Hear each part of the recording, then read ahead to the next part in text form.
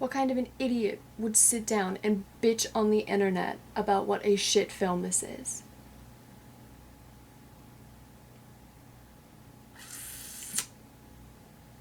No, but seriously, I actually found myself liking this film a lot more than I thought that I would. It's got the kind of downgraded slapstick humor that I think Kevin Smith can pull off really, really well, and he does in most of his movies. You know, it had just the right amount of penis jokes and fart jokes and boobage thrown in to just make you laugh. It's not a side-splitting movie, but it's enough to bring your inner 8th grade boy out. And, you know, being that it's a Kevin Smith film, it really met all of my expectations for it. It had that kind of quick-paced, witty dialogue that you find in most of his films that shows up at just the perfect point to save it whenever you're starting to get a little bit annoyed at the characters, starting to get a little bit tired of all the stupid poop jokes, or whenever Jay starts to piss you off for being such an arrogant douchebag. As far as a stoner comedy goes, this did its job as well as I think it could have done. You know, I'm not proud of the amount of times that it made me giggle.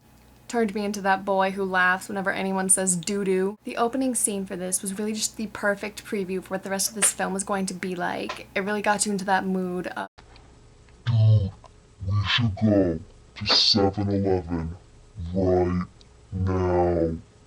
by the beginning of the second half of this movie, you're starting a little bit worn out by just the stupidity of this film, but then they start bringing in all of these cameos and the one-liners start picking up, and there's some great things thrown in that just make you laugh, like whenever they would break the fourth wall in the middle, or whenever Silent Bob would suddenly start talking. It was those moments like that that made this film, in my opinion. I guess as far as whether or not you should watch this film, Irene kind of shat on my weekend plans, and I found myself with a lot more time on my hands than I originally thought that I would.